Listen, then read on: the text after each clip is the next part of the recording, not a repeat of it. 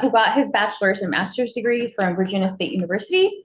And he also received his PhD from Howard University in economics.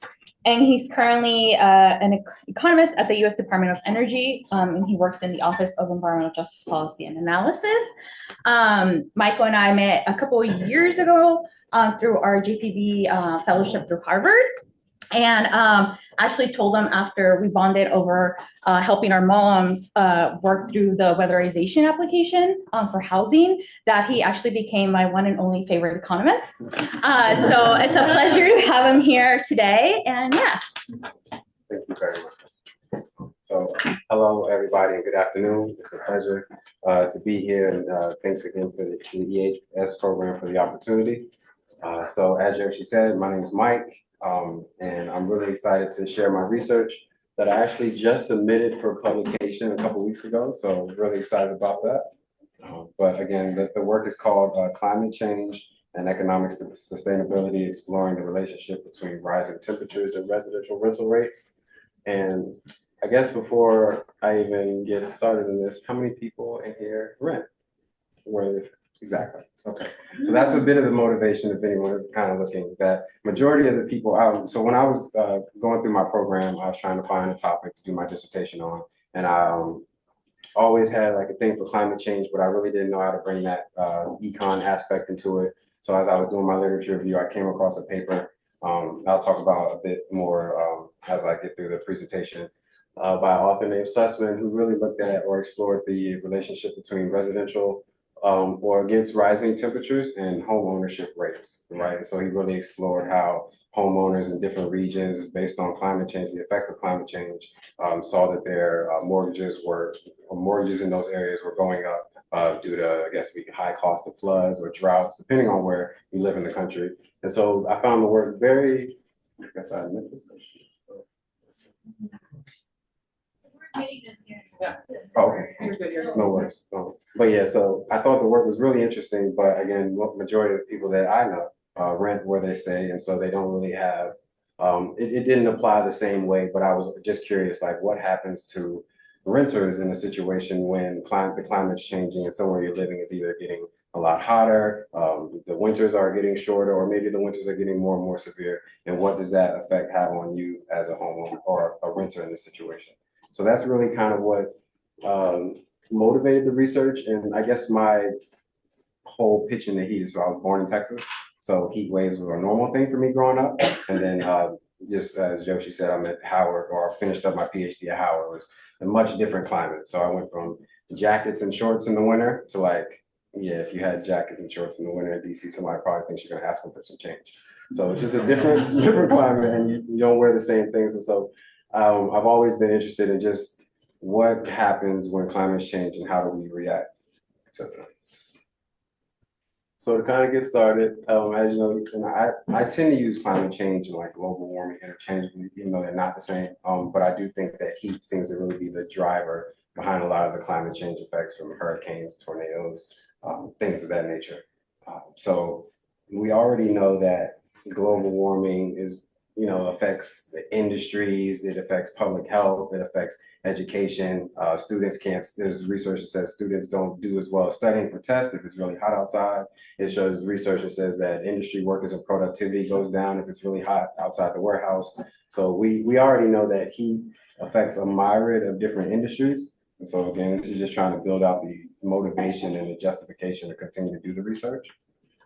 And then so what I started to realize was there's a lot of different, I don't know if you're familiar with the IPCC, it's like the International Panel for Climate Change, and they meet every 4 years to kind of come together and make the decisions on outlooks on climate change and what the global climate outlook should be. So we want to try to reduce or address climate change to where we don't increase our, temperature by a certain amount of degrees in the future, and just trying to come together and put together models to look at what climate change could be.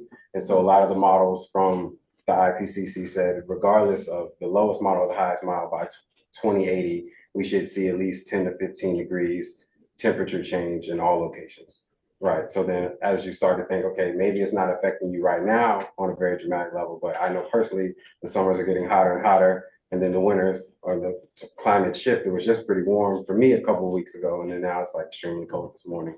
So the climate is definitely changing, and we just want to be able to capture what those effects look like.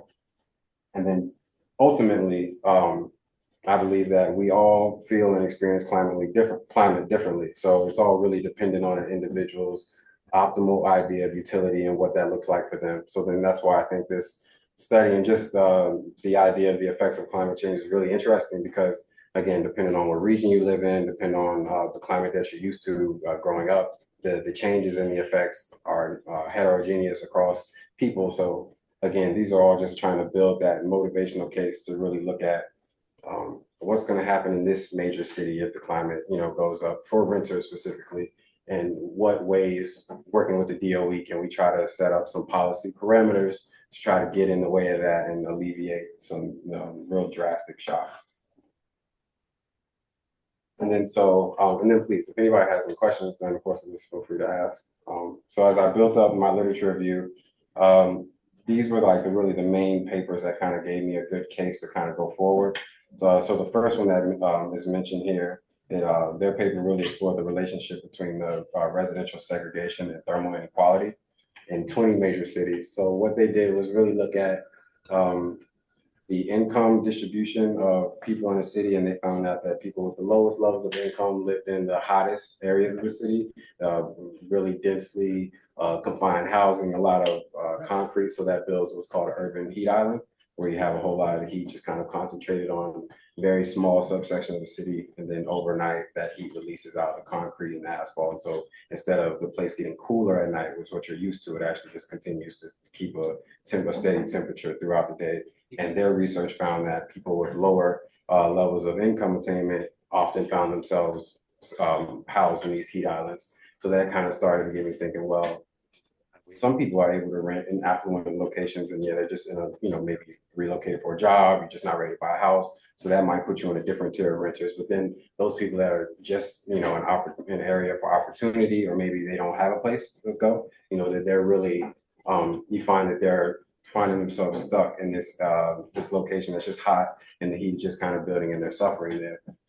And then so the next research by Alboy and all, it really looked at climate amenities and climate change. And so this showed that people that are more affluent and can avoid, climates that are not appeasing to them, they actually do pay for increased vegetation, increased green space. These people are more likely to vote and bring in politicians and people in the area that are going to make sure that future generations are also able to enjoy a comfortable climate, whereas they found that people without those resources often just go without and get overlooked in policy.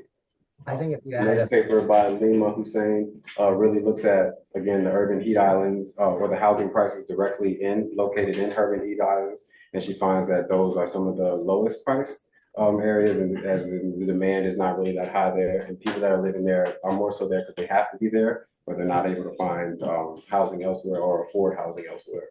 And then finally, this again is a paper by Francis Sussman that kind of triggered the whole research agenda in the first place, where he looked at, again, the estimates in county level housing prices in the United States under different scenarios of climate change. I mean, it does make sense, but that's what happened. do you have, And now I'm gonna and then so here is just a simple graph overlay that I did, where we're looking at DC, the average temperature from 1999 to 2021, and you can just see that despite the fluctuations in years, we do just have a baseline increase overall.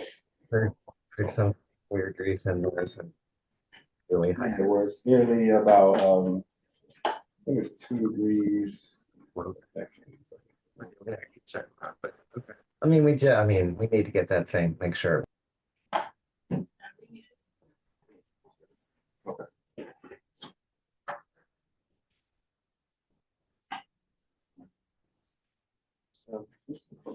I can see the mouse up there, but I can't see it.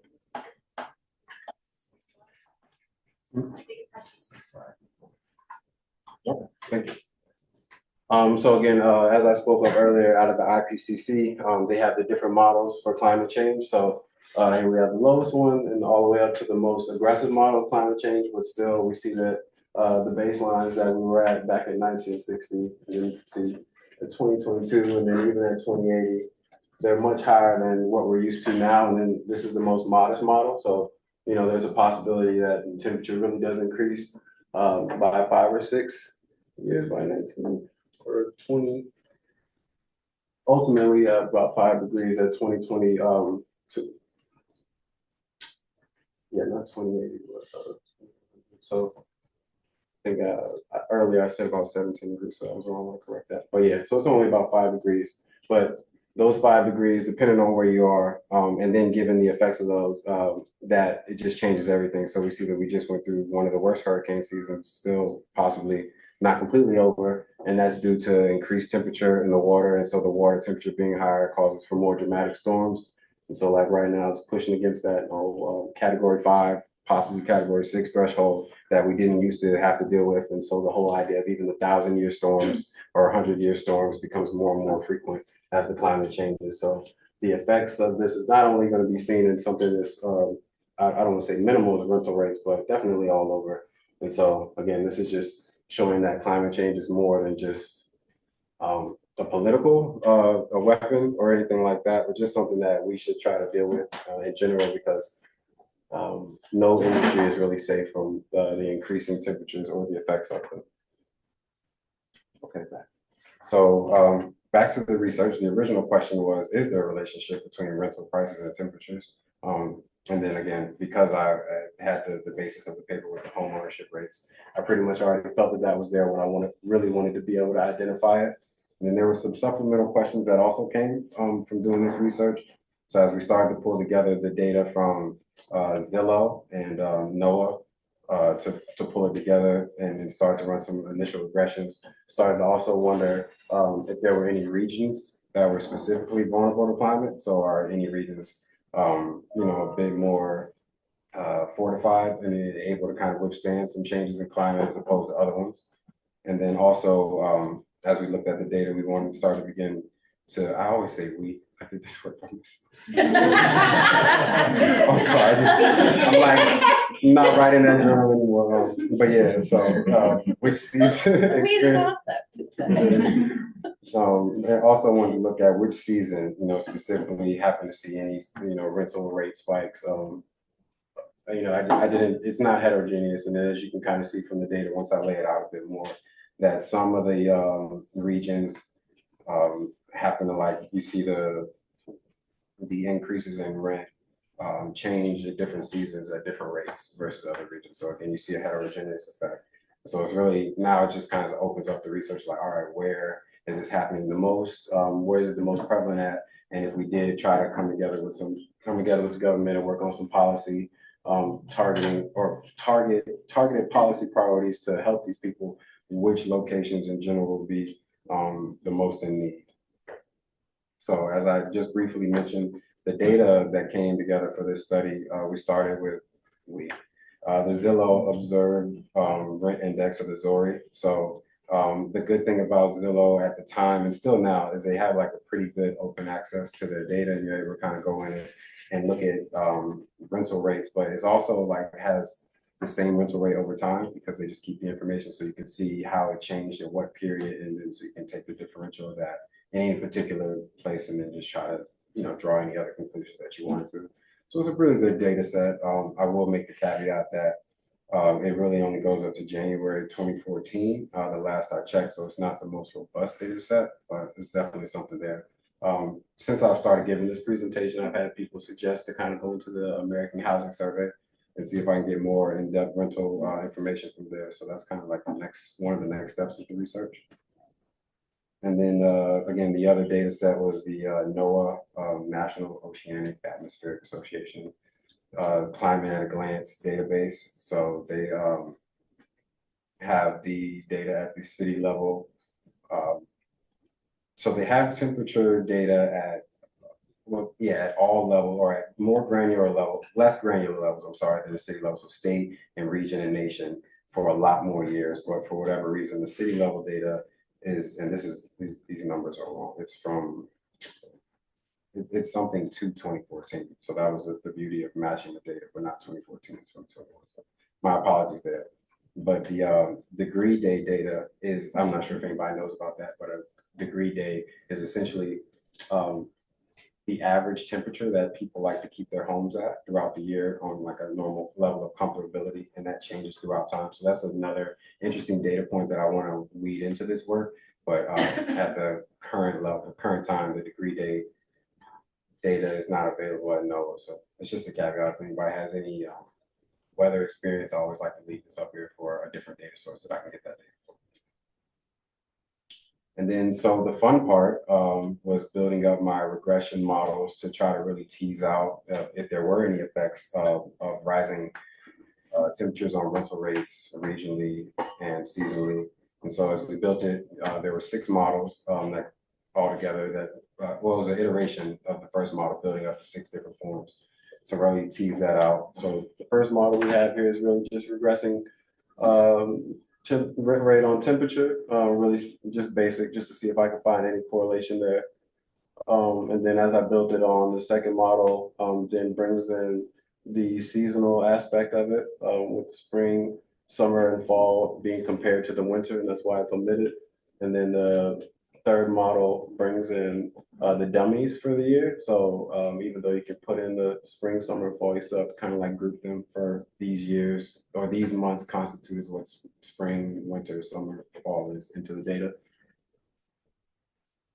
And then same model, just continue to build on. So the fourth rendition had the incorporated the regions. And so these are Northeast, South, and West regions, with the Midwest being omitted here. So then all the, again, just to help with the findings, they're going to be compared to the winter and compared to the Midwest when we look at the ANOVA table. And then so model 5 now introduces the dummies for states. So as I start to look into the granularity, so we have regions and then we have states within the regions.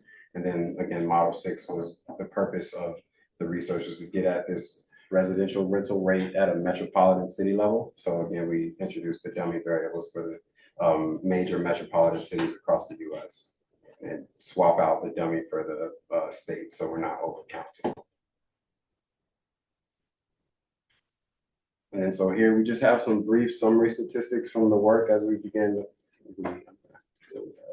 as I begin to look at the average rate and temperature across the country. So just aggregating all the data that I had, the average rate came up to just short of 1,300, and the average temperature across the country was just short of 60 degrees Fahrenheit. And then so we just see some interesting statistics where Wichita, Kansas was bringing in the lowest rent on average, as opposed to San Francisco with the highest rent on average. And you can just see some of the temperatures there. So Minneapolis, the lowest temperature, again, as opposed to Phoenix, Arizona with the highest temperature. And then the next couple of tables actually just list the various data points or the different metropolitans that were brought in, and it shows how they were grouped. So by region, rent, and then the rent, taking into account the minimum rent that was collected, the max, and then again for the temperature, min and max as well. So it's just a little alphabetical table showing those.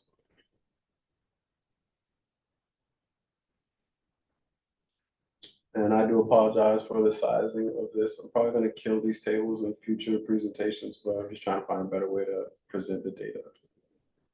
So these graphs here are not the best, but I do enjoy showing them for a couple of reasons. So here we see an overlay of the average rent across the average temperature. And then this is just a grouping of 4 of the different metropolitan areas within the region that's being noted. So this is the Western region.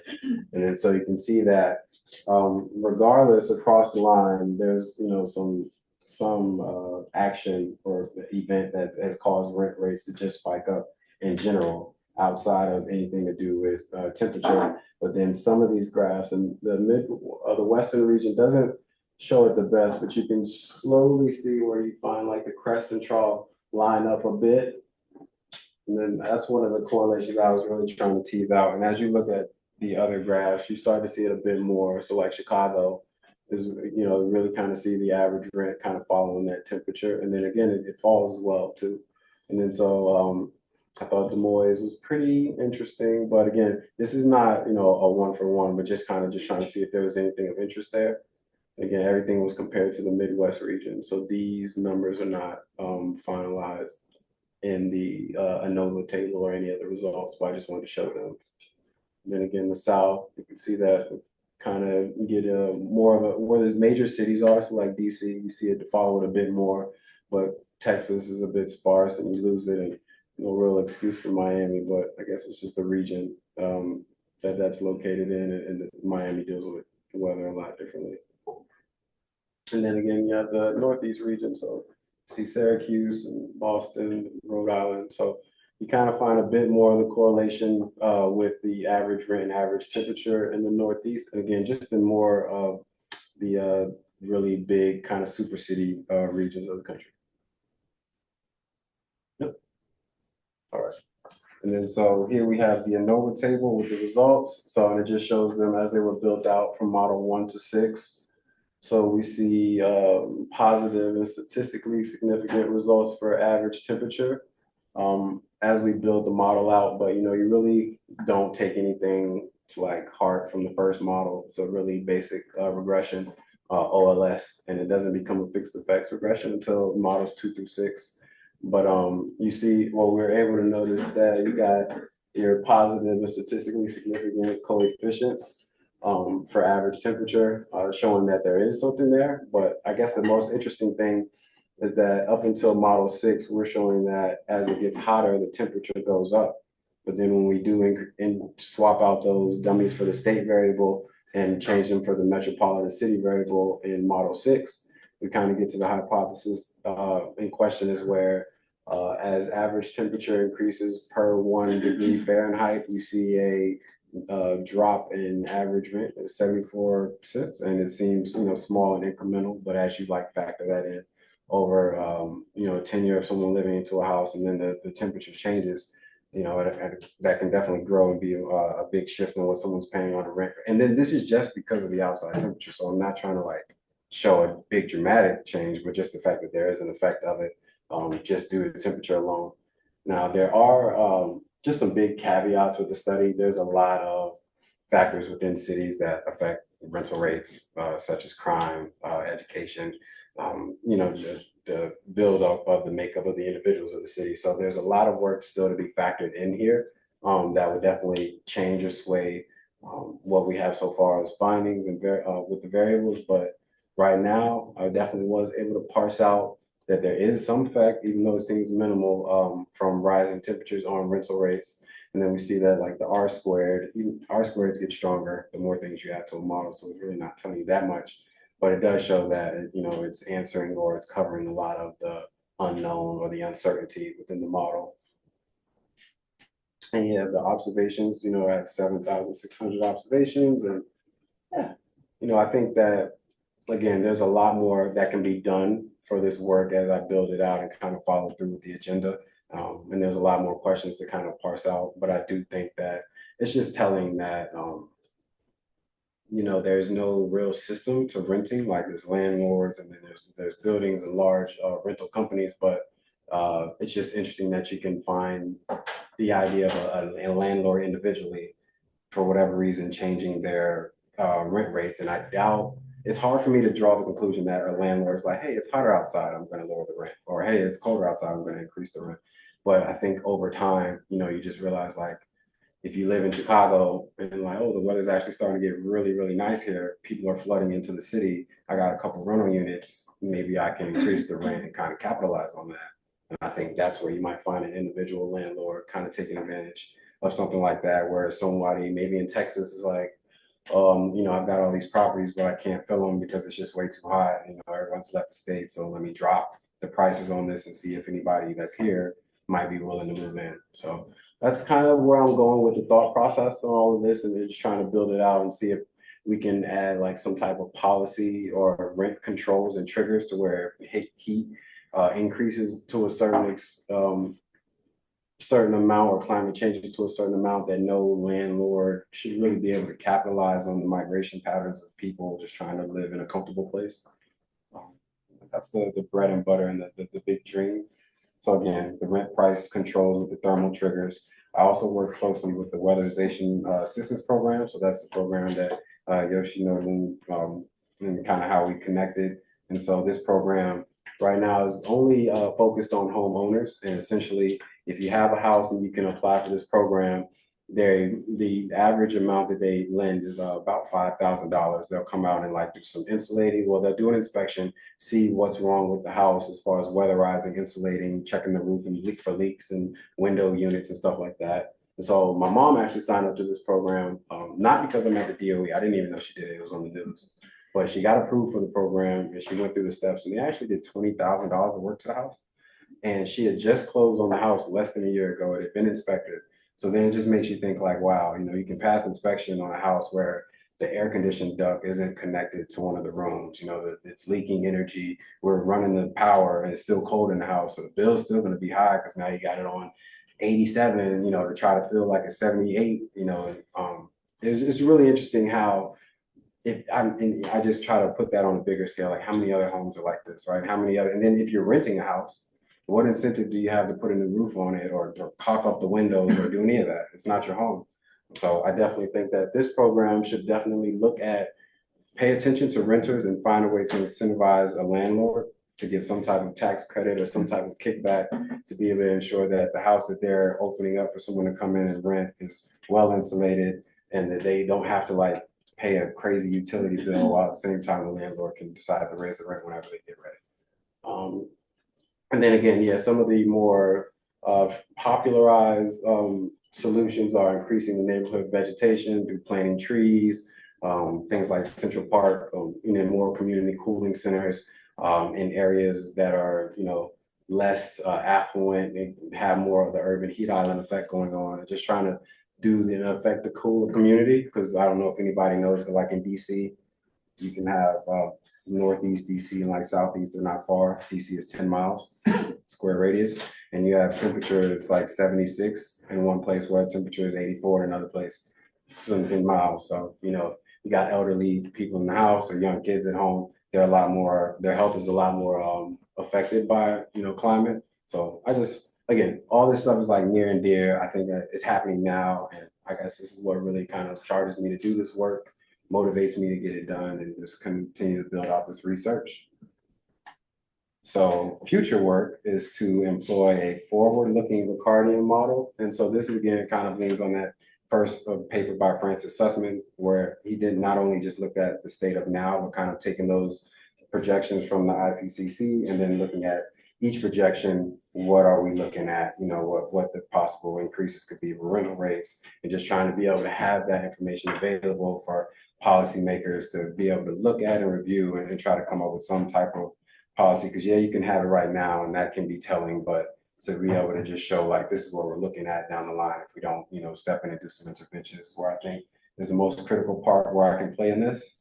And then yeah, as I mentioned, I want to incorporate inflation, crime rate, more energy burden variables to really continue to tease this out and make sure that, or try my best to get to causality and just kind of parse out all the other factors that drive up rent outside of temperature. And thank you. That is our presentation.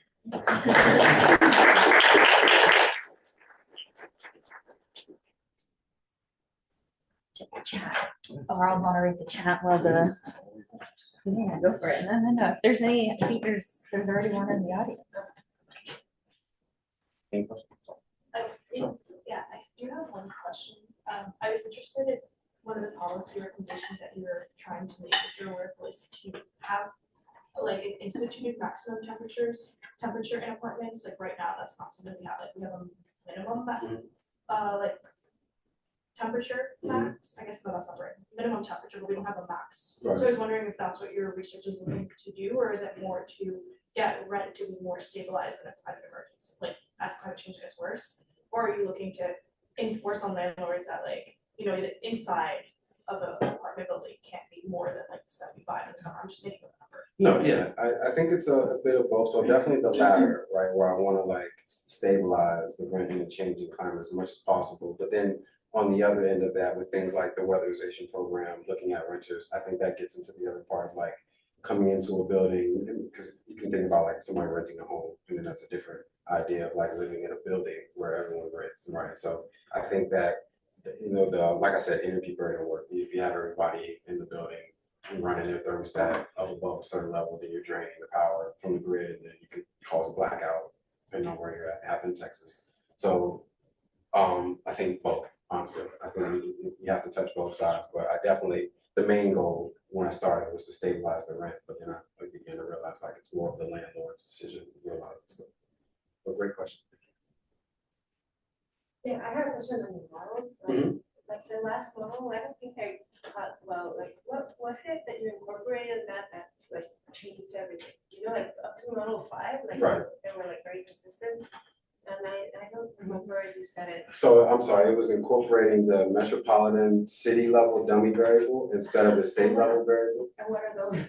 Well, that is, so instead of like just looking at the 50 states and then looking at the region or the regions across the 50 states and the seasons across the 50 states, now I have cities within states. So it's getting more and more granular. So then you can have a statewide temperature, but that doesn't necessarily tell you something about a rental rate. But then as you begin to look into the cities, different cities have and the swap is because within cities now you have different crime rates. So that also, there's a lot more factors that actually affect the rent within the city versus on a statewide view of it. Got it. So it's like really like narrowing it. Exactly. And then so that's why I want to make sure I always put the caveat, like I need to make sure I incorporate inflation and things like crime rate things, because I don't want to just try to or make it seem like I'm making the claim that rental rates are directly changing at this rate due to just climate. And, you know, I want to be like cautious on trying to prove causality. Exactly. It went and flipped completely. Yeah, and so it definitely shows that there's a lot more information within the city level of granularity that needs to be uncovered. And as I continue to build those models out, the sign may actually flip back. Interesting. Thank you. I have a chat, sorry, there's a chat question. No, it says, many times utilities are included in rent prices. So I wonder if the cost for air conditioning and other electrical expenses increasing with climate changes is a more direct reason why landlords aren't increasing rental prices. It's a great question. And thanks for the question. Definitely, I want to dig in. It's funny because like I've lived in places where the utilities are included, and I think that definitely is an easy sell for a landlord to try to increase, you know, the rent is because all the things are going up in general. But then also, I guess my main goal or the main test subject I had when I was doing this was ones that are separate. So where you have like your rent that you're paying, and then you also have your light bill, and then so you're trying to like navigate both. And so it's like the rent, well, you know, gets into the weatherization piece where like you can't control your light bill. But I don't know if like weatherization would even be feasible in like a dorm, or not a dorm, but like a apartment building complex. So it's a great question, and I think it definitely is something to factor in when trying to parse out. Not all the time will you have a separate rent and utility bill, but there will be times where it's together. So thank you. Yeah. Yes, they're all over. So oh yeah, thanks. Very interesting. Cool. Yeah, mine is more like model questions as well. Like I was just curious how you're accounting for like the time trend in general.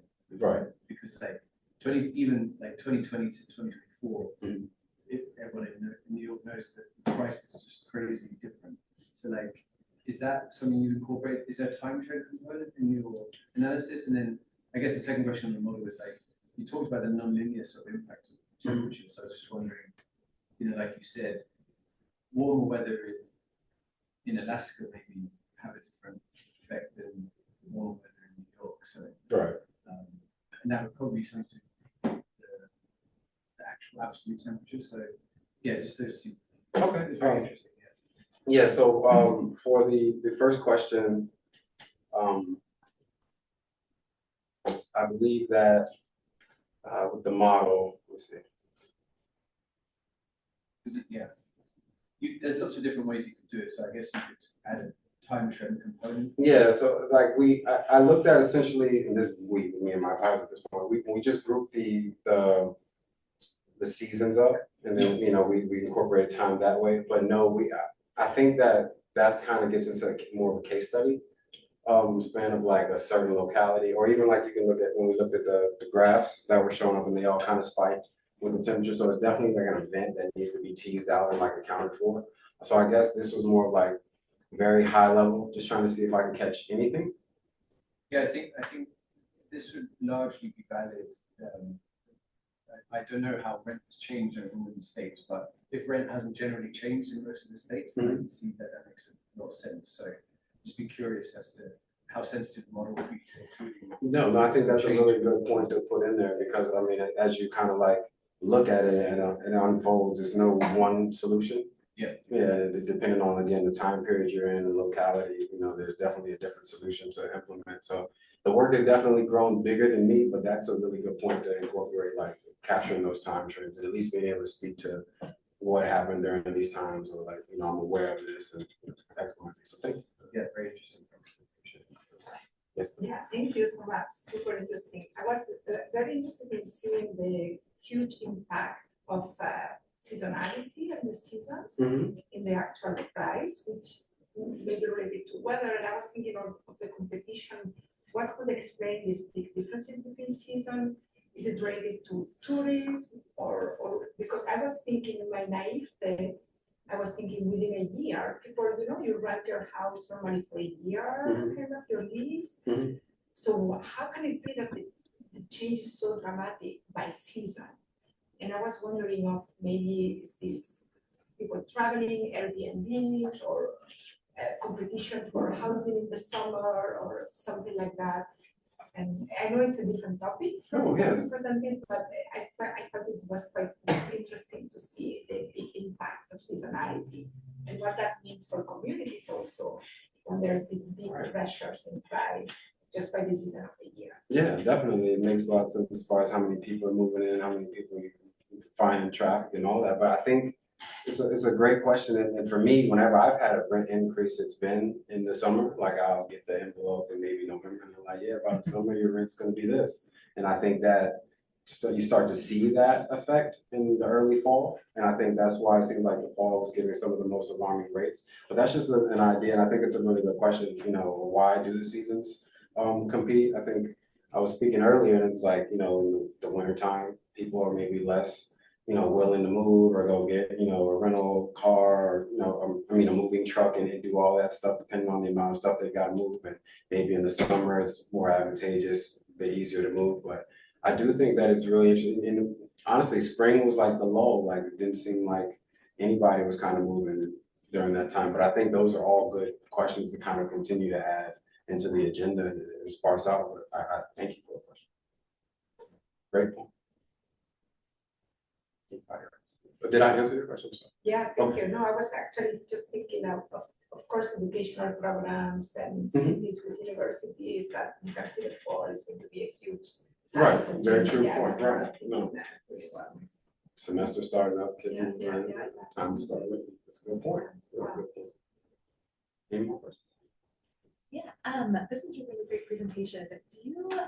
Could you tell me a little bit about for the rents, like the number of rooms in the rent, or like would it be a studio, or like a 1 bedroom, or 2 bedroom, 3 bedroom? And do you have hypotheses on whether or not any of these types of kind of rental units would see different relationships with the temperature? Just like your thoughts and like hypotheses. Well, first thought is that you might be the co-author of the next, right? But no, that's a really good point. And that is a question that has come up a few times when I present. It's like the different types of homes that we're talking about in question here. And you might see that, I guess, with somebody renting like a single family home might not be that case, but like maybe studios, they, you know, you feel like somebody might not be in a studio for a long time, or that's someone that kind of, they can afford it. I don't know what the mindset might be behind it, but I definitely would agree with that question. I think there's something there. I think that there's probably for sure a type of unit, particular unit that might see increases at a faster rate than others. I just know for myself personally that studios in DC used to be a lot cheaper a couple years ago, and now they're like neck and neck with a 1 bedroom, you know. So that'd be something to explore, you know, if that's the thing, but I really actually like that question. Thank you. Well, I like all.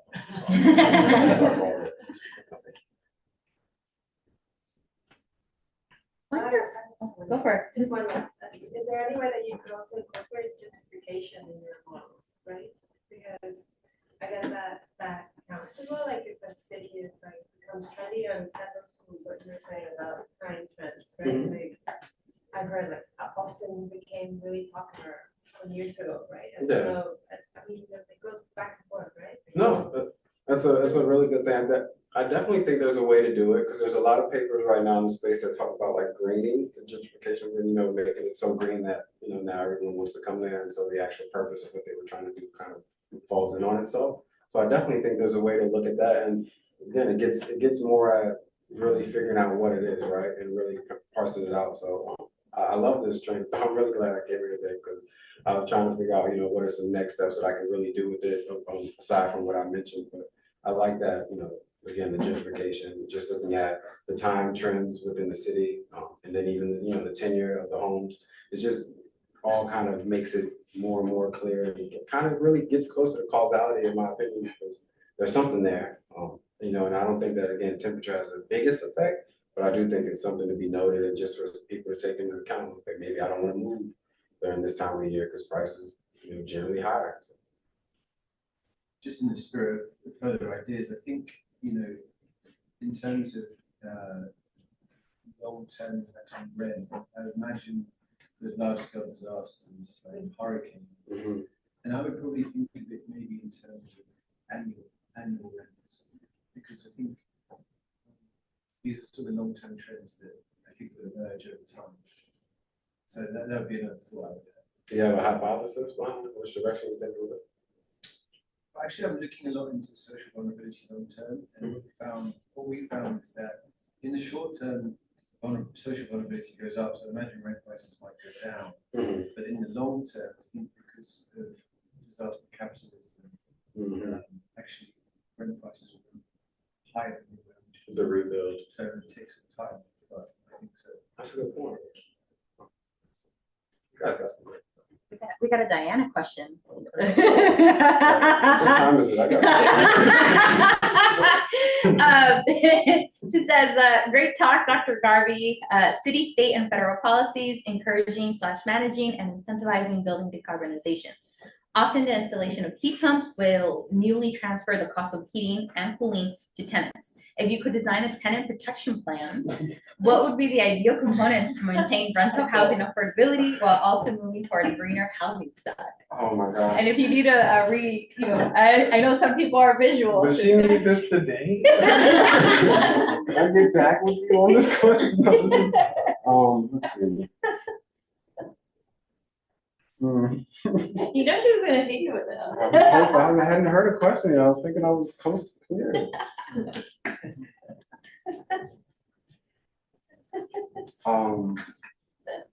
This is a good question. I think that a lot of the costs that are like transferred directly to tenants would kind of have to be, you have to like mandate that the buildings hold on to some of the stuff, which would again lessen the amount of supply that's even put out there, because I think this is true. It's hard to protect the renter, especially without incentivizing the landlord. And then if you crack down on the landlord, then they're just less incentivized to create or build or do that, develop. So this is a good question. I don't have like an excellent answer right now, but I'm gonna come back. I got homework. But you know, this is something I'm gonna take to the department and see what we can come up with. Yeah, I don't have an answer right now, but I really like the question. If I don't have any more down questions, that would be great. No, You're good. You're good, Dr. Garvey.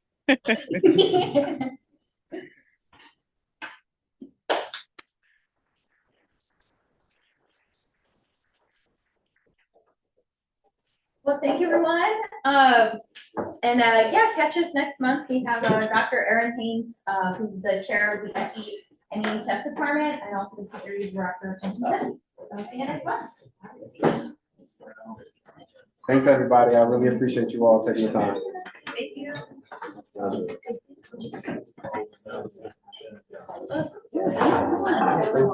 Pleasure.